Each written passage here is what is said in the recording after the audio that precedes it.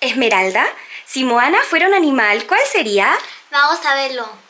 Moana, la valiente navegante de Motunui, tiene una conexión profunda con el océano. Pero, ¿qué animal representaría mejor su espíritu aventurero y su amor por el mar? Una tortuga marina.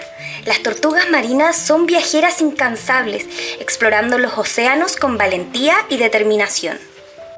Al igual que Moana, las tortugas marinas son fuertes, independientes y tienen un profundo respeto por el mar. Ya, amiguito, no voy a darle like y suscribirse.